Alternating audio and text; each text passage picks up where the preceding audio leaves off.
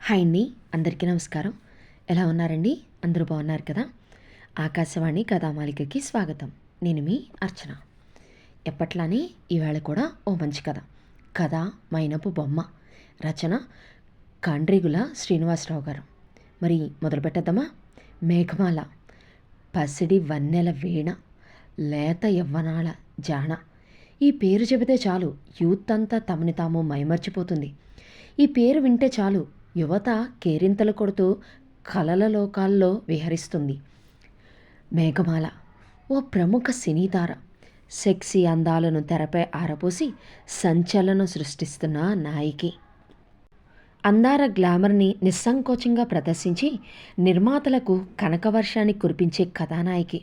అంతేకాదు, మేఘమాల అంటే మార్కెట్ మంత్రం. సోప్స్ నుండి షాంపూల దాకా, ఇయర్ క్యాలెండర్స్ నుండి కోలా డ్రింక్స్ దాకా, స్విమ్వేర్ సూట్స్ నుంచి హోమ్ అప్లయన్సెస్ ఐటమ్స్ దాకా పబ్లిసిటీకి ఆమె ఒక వరం.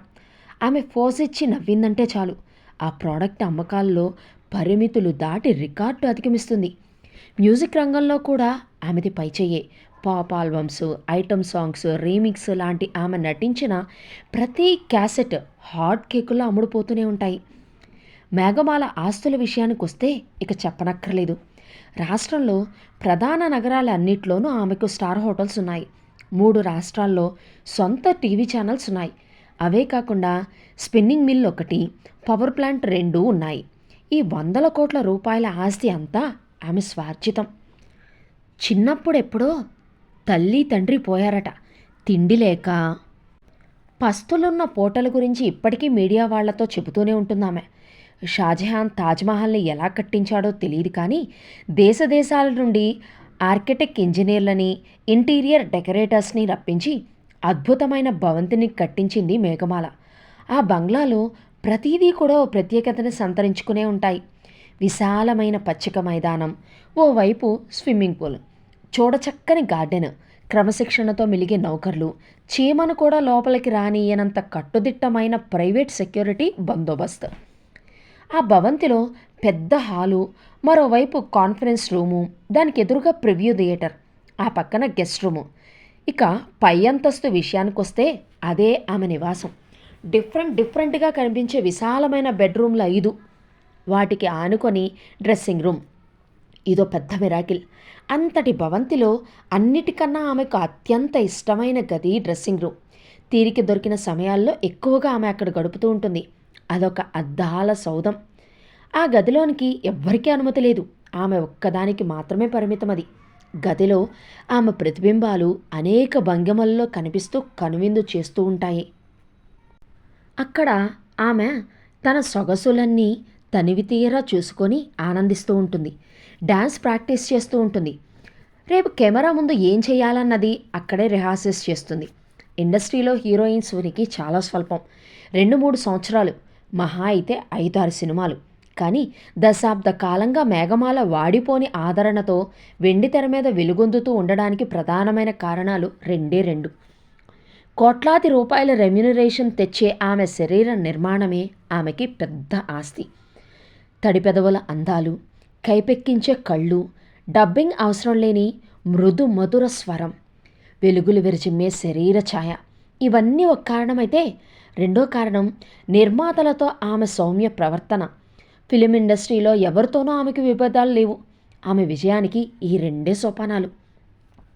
ఇంతటి స్థాయిలో నెంబర్ 1 అనిపించుకున్న మేఘమాల ఒకటి ఒంటరి అంకెల. ఆమె ఒంటరి, జంటలేని ఒంటరి. ఎందరో ప్రముఖులు, పారిశ్రామికవేత్తలు, రాజకీయ నాయకుల కొడుకులు ఆమెను వివాహం చేసుకోవడం కోసం వరుస కట్టున్నారు. అందాలపై వ్యామోహంతోనో, తన ఆస్తి పట్ల మక్కువతోనో వాళ్ళ పోటీ పడుతున్నారని ఆమెకి తెలుసు. కానీ తనని తానుగా ఆరాధిస్తూ ప్రేమించే వరుడు కోసం ఆమె అన్వేషిస్తోంది. సెల్ రింగ్ టోన్ సౌండ్ బట్టి తన పిఏ ఫోన్ చేశాడని గ్రహించి, ఎస్ ప్లీజ్ అంది మేఘమాల మధురంగా. మేడం, మీకు గుడ్ న్యూస్ అన్నాడు పిఏ. విషయం ఏంటో చెప్పండి అన్నదామె. లండన్ నుండి message madam. Madam 2 spots museum నుంచా? అవును మేడం. ఇక పిఏ చెప్పనవసరం లేదు. మేఘమాలకి విషయం అర్థమైపోయింది. అంతే. ఆమె అవధులు దాటిన ఆనందంతో యా అంటూ అరిచింది. లండన్లో ప్రసిద్ధమైన modern two spots wax museum ఉంది. అందులో ప్రపంచ ప్రఖ్యాతి చెందిన ప్రసిద్ధ నటీనటులు, రాజకీయ నాయకుల, ప్రముఖుల మైనపు బొమ్మలు ఉన్నాయి. అవి ఎంత సహజసిద్ధంగా ఉంటాయి అంటే వాళ్లే వచ్చి అక్కడ నిలుచున్నారా అనిపించేంతగా విభ్రాంతిని కలగజేస్తాయి. Charlie Chaplin, Elizabeth Taylor, Madonna లాంటి ప్రముఖుల బొమ్మలే కాకుండా ఇంకా ఎందరెందరివో ఉన్నాయి. ఇండియా నుండి మహాత్మా గాంధీ, మదర్ తెరిసా కాకుండా ఫిల్మ్కి సంబంధించినవి 2 బొమ్మలు మాత్రమే సెలెక్ట్ కాబడ్డాయి. 1 అమితాబ్ బచ్చన్, 2 ఐశ్వర్యరాయ్. ఇప్పుడు 3వ అవకాశం మేఘమాలకి వచ్చింది. మేఘమాల ప్రతిభకు ఇదో తాత్కారణం. ఆమెకి చాలా ఉద్విగ్నంగా ఉంది. కాసేపు మౌనంగా కూర్చుంది. కానీ లోపల నుండి తన్ను కోస్తున్న ఉత్సాహం ఉరకలు వేస్తుంటే స్థిమితంగా కూర్చోలేకపోయింది. ఇష్టమైన సాంగ్ని ప్లే చేస్తూ డాన్స్ చేయసాగింది. అభినందనలు పరంపర వెల్లువలా తాకిందామని. బాలీవుడ్, టాలీవుడ్, సినీ ప్రముఖుల నుండి ఫోన్స్. ఆమె cell phone busy busy busy. Media వాళ్ళ సంగతి ఇక చెప్పనక్కర్నే లేదు. వాళ్ళ హడావడి అంతా ఇంత కాదు. రోజంతా మేఘమాలకు మీడియా వాళ్లతో ఇంటర్వ్యూలతోనూ, సన్నిహితుల అభినందనలతోనూ క్షణం తీరిక లేకుండా గడిచిపోయింది. ఆ మరుసటి రోజు మేడం వ్యాక్స్ వర్క్ కళాధర్కి అప్పగించారు. పూర్తయిన తర్వాత లండన్కి ఫ్లైట్లో తీసుకువెళ్తారట అన్నాడు పిఏ. కళాధర్ అంటే ఇలస్ట్రేటర్, కొన్ని సినిమాలకి ఆర్ట్ డైరెక్టర్గా పనిచేశారు కదా అని అడిగిందాం. ఎస్ మేడం, ఆయనే. మీరు వినే ఉంటారు ఆయన గురించి. మనిషి గుర్తులేరు, కానీ వినడం వరకు విన్నాను. కాస్త తిక్క మనిషి మేడం. మనకి నచ్చినట్లు ఆయన ఉండరు, ఆయనకి నచ్చేలా మనమే ఉండాలంటారు అన్నాడు పిఏ. అలాగా అంది మేఘమాల. ఐటమ్స్ అన్నీ ఆయనే సమకూర్చుకుంటారట. 2 months పడుతుందట. మన బంగ్లాలో అకామిడేషన్ అరేంజ్ చేశాను. రేపు ఉదయం 9కి మీతో ఆయనకి అపాయింట్మెంట్ ఉంది. Okay, morning 9 o'clock I'm ready. Thank you madam అంటూ వినయంగా చెప్పాడు పిఏ. 9:30 అవుతోంది. సరే, ఇంకా ఆయన రాలేదేమిటి? పిఏని అసహనంతో అడిగింది. నేను ఆయన గురించే చూస్తున్నాను మేడం. సెల్కి చేస్తే స్విచ్ ఆఫ్ అని వస్తోంది చెప్పాడు పిఏ. మహానుభావుడికి టైం సెన్స్ ఉండద్దా ఏంటి? పిఏ తన బాస్ మేఘమాల వంక పరిశీలనగా చూశాడు. ఈరోజు ఆమె మరింత స్లిమ్గా కనిపిస్తుంది. బాగా అలంకరించుకోవడం వల్ల అందం రెట్టింపైంది. ఇంతలో ఇంటర్కమ్ రోగింది. రిసీవర్ తీశాడు పిఏ. అట్నుంచి గేట్ సెక్యూరిటీ. పంపించు, మేడం వెయిట్ చేస్తున్నారు అని చెప్పాడు. 2 నిమిషాల తర్వాత పోర్టికోలో కారు ఆగింది. అందులో నుండి పెరిగిన ఘట్టం, ఏ ప్రత్యేకత లేని సాధారణ దుస్తులు, భుజానికి వేలాడే సంచితో దిగాడు కళాధర్. పిఏ విషయగానే బదులుగా తలూపాడతను. రండి, మేడం వెయిట్ చేస్తున్నారు. డైరెక్టర్స్ కాన్ఫరెన్స్ ఉంది, మేడం వెళ్ళాలి అన్నాడు పిఏ. అలాగా, వెళ్ళమనండి. మీ మేడంతో నాకు పని లేదు, ఆమె వెళ్ళొచ్చు అన్నాడు. పిఏ మాత్రమే కాదు, ఆ మాట విన్న మేఘమాల కూడా విస్తుపోయింది. లోపలికి అడుగుపెట్టిన కళాధర్ వంక పరిశీలనగా చూసింది మేఘమాల. సుమారు 35 దాకా వయసు, బాగా పెరిగిన గడ్డం, వేటినో శోధించే కళ్ళు, కళ్ళద్దాలతో కోలముఖం, ఎత్తుగా పర్సనాలిటీగా ఉన్నాడు కళాధర్. నమస్తే అంటూ నవ్వుతూ ఆహ్వానించింది మేఘమాల. నమస్తే అంటూ ప్రతి నమస్కారం చేశాడు కళాధర్. అతడిలో ఏదో తెలియని ఆకర్షణ. చూస్తున్న కొద్దీ చూడాలనిపిస్తుంది మేఘమాలకి. అందుకు విరుద్ధంగా అతడు ఆమె వైపు చూడడమే లేదు. అప్పుడప్పుడు చూసినా పరిశీలనగా కాకుండా యథాలాపంగా చూస్తున్నాడు. వ్యాక్స్ వర్క్ ఆంధ్రుడికి రావడం నాకు గర్వకారణంగా ఉంది అంది మేఘమాల అతన్ని మాట్లాడించాలని. అతడు పెదవిప్పలేదు. భుజానికున్న సంచిని టేబుల్ మీద పెట్టి అందులో ఉన్న వస్తువుల్ని సరిచేసుకోవడంలో నిమగ్నమై ఉన్నాడు. మీకు నా అభినందనలు అంది చిన్నగా నవ్వుతూ. ధన్యవాదాలు తల పైకెత్తకుండానే నిర్లక్ష్యంగా చెప్పాడు. మేఘమాల అసహనంగా పిఏ వంక చూసింది. అవసరం మనది అన్నట్లుగా అతడు కళ్ళతోనే వారించాడు. కళాధర్ గారు, నాకు కాన్ఫరెన్స్ ఉంది, వెళ్ళాలి. మీకు ఏం కావాల్సి వచ్చినా ఈయన చూసుకుంటారు.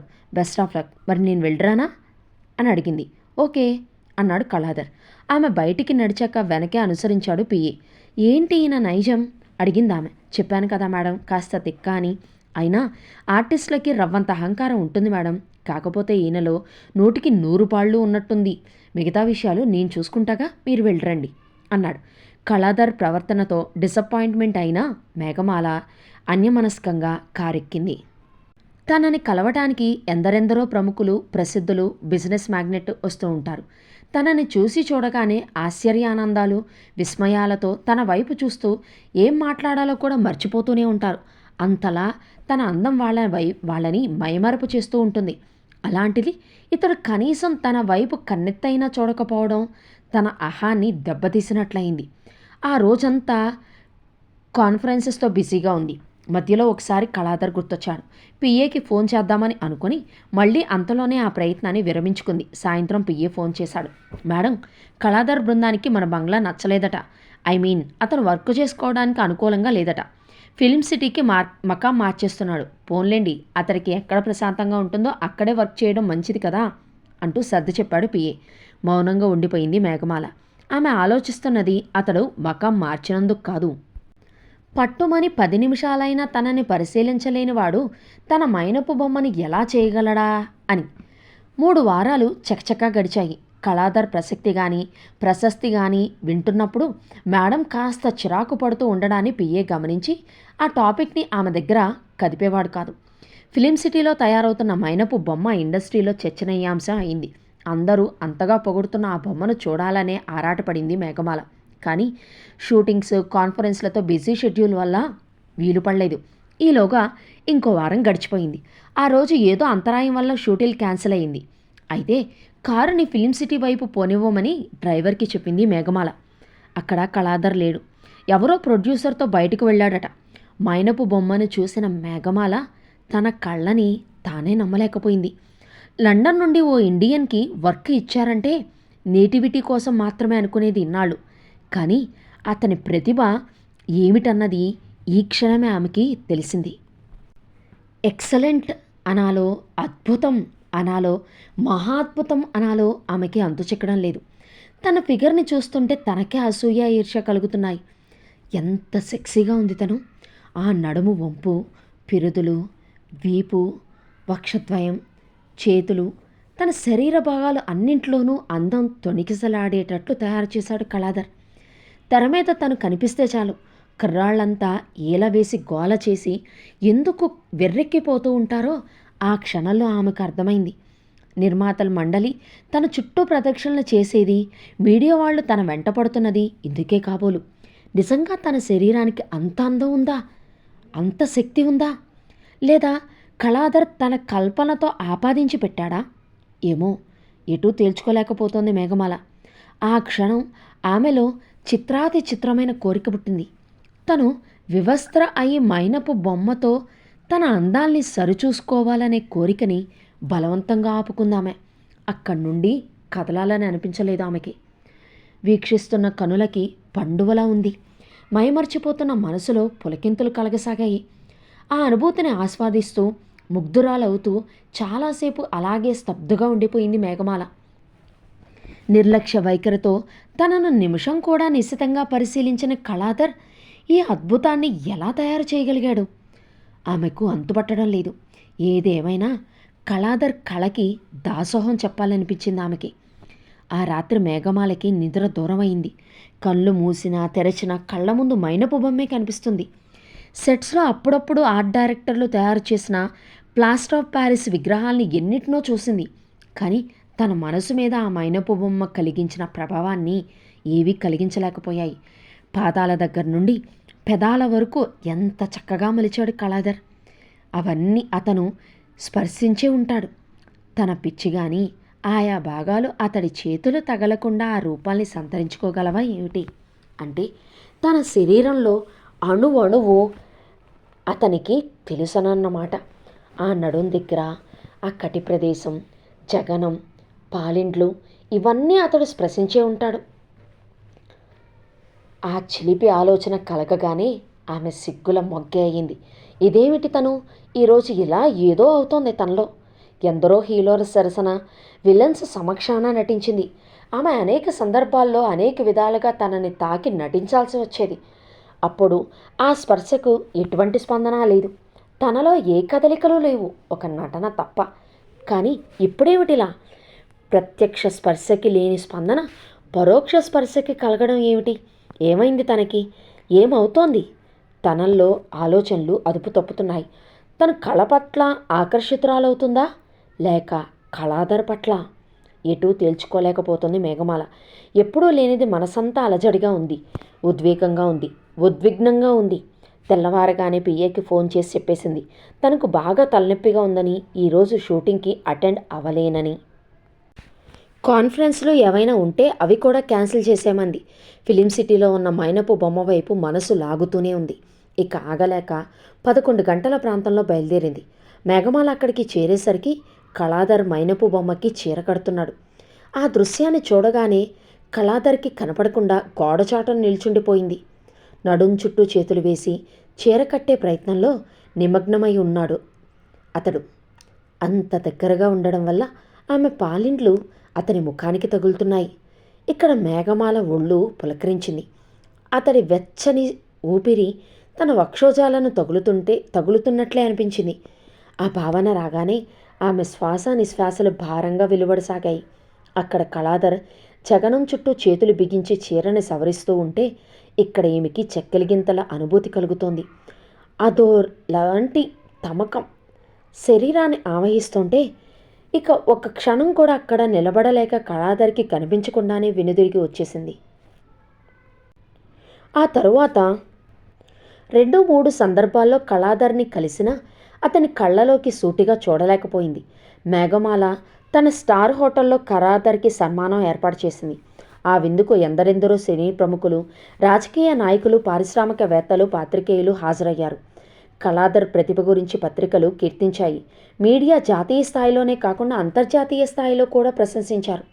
ఆ సన్మానంలో కళాధర్కి బంగారు కిరీటం బహుకరించింది ఆమె. మేఘమాల మైనపు బొమ్మ తయారీ ద్వారా తన కళకు ఓ పరిపూర్ణత లభించిందని ఈ సందర్భంగా ప్రకటించాడు కళాధర్. లక్షలాది మేఘమాల అభిమానుల్లో తను ఒకటినని, కేవలం ఆమెను చూడడానికి మాత్రమే 10ల సార్లు సినిమాలు చూసిన సందర్భాలు ఉన్నాయని, ఆమె ఫిల్మ్ ఇండస్ట్రీలో ప్రవేశించిన తొలి దినాల దగ్గర నుండి ఆమె ఫోటోలు ఉన్న పేపర్ కట్టింగ్స్ అన్నీ తను చాలా జాగ్రత్తగా భద్రపరుచుకున్నానని చెప్పాడు కళాధర్. భగవంతుడు మేఘమాలకు ఇచ్చిన అందమైన రూపం, ఆ శరీర నిర్మాణం ఆర్టిస్టులకి ఆలంబన అని పేర్కొన్నాడు. కరతాళ ధ్వనులతో మారుమ్రోగుతూ సభ ముగిసింది. ఆ రాత్రి మేఘమాల కళాధర్ని ఇంటికి ఆహ్వానించింది. ఆమె దగ్గరుండి పై అంతస్తులో ఉన్న తన గదిలోకి తీసుకువెళుతుంటే పిఏ కింద నుండి చూస్తూ ఆశ్చర్యపోయాడు. తన అద్దాల సౌధంలోనికి అతన్ని తీసుకువెళ్ళింది. అందులోకి ప్రవేశించిన మొదటి వ్యక్తి కళాధర్. ఆ కట్టడాన్ని కనులు విప్పారిస్తూ పరిశీలనగా చూస్తూ అబ్బురిపోయాడు కళాధర్. కళాధర్, చెప్పండి, మీకేం కావాలి? కారణం తెలియదు, కానీ మీ మైనపు బొమ్మ నా మనసు మీద చాలా గొప్ప ప్రభావాన్ని చూపించింది. మీ సాహచర్యం కావాలని అనిపిస్తోంది. ఆర్టిస్టులు శృంగార ప్రియులట. మీరు ఏదడిగినా ఇవ్వడానికి సిద్ధంగా ఉన్నాను, నర్మగర్భితంగా చెప్పేసింది మేఘమాల. ఆమె మాటలకి అతను చిన్నగా నవ్వాడు. చూడండి మిస్, నాకు రాయల్టీ లండన్ వారిస్తారు. మీరు ఇవ్వవలసింది ఏదీ లేదు. అయినా మీరు ఇస్తామంటున్నారు. అది మీ ఔన్నత్యం. నా కళ నిజంగా మిమ్మల్ని అంతటి మెస్మరైజానికి గురిచేసిందంటే నాకు చాలా గర్వకారణంగా ఉంది. మనిషి మనసు రంజింపచేసేదే అసలు సిసలైన కళ. మీరు నన్ను ఇష్టపడుతోంది నా కళని చూసి. అయినా ఆర్టిస్ట్ ఎంత శృంగార ప్రియులు అయితే మటుకు వారికి కూడా కొన్ని నైతిక విలువలు ఉంటాయి కదా. మన్నించండి, మీ కోరిక తీర్చలేను. వ్యక్తపరిచే మాధుర్యం కన్నా వ్యక్తపరచలేని మాధుర్యం గొప్పగా ఉంటుంది. కౌగిట్లో బిగిసినప్పటి అనుభూతి కంటే కౌగిలి గురించి కళ్ళల్లో ఎగిసిపడే తాపత్రయం, అది కలిగించే స్పందన మాటలకు అందవు. మీ గురించి ఇప్పటి వరకు గాసిప్స్ లేవు, ఇక మీదటి కూడా ఉండకూడదు. అందంతో పాటు అష్టైశ్వర్యాలనే భగవంతుడు మీకు సమృద్ధిగా ఇచ్చాడు. తగిన వరుణ్ణి చూసుకొని లైఫ్లో సెటిల్ అవ్వండి. ఇలాంటి ప్రలోభాలకు లోనే జీవితాంతం చింతించకండి. చాలా టైం అయింది కనుక నేను వెళ్ళొస్తాను. Good bye, good night. అందాన్ని, ఐశ్వర్యాన్ని, అవకాశాన్ని తృణీకరించి వెళ్ళిపోతున్నాడు కళాధర్. హుందాగా, గంభీరంగా నడిచి వెళ్ళిపోతున్న అతని వైపు నీళ్లు నిండిన కళ్ళతో విభ్రాంతిగా చూస్తూ ఉండిపోయింది మేఘమాల. ఈ కథ స్వాతి సపరివార పత్రికలో ప్రచురితమైంది. కథల పోటీలో కూడా 5000 బహుమతి పొందిన కథ. నచ్చినట్లయితే లైక్ చేయండి. ఇలాంటి మరిన్ని కథల కోసం ఛానల్ని సబ్స్క్రైబ్ చేయండి. ఉంటానండి.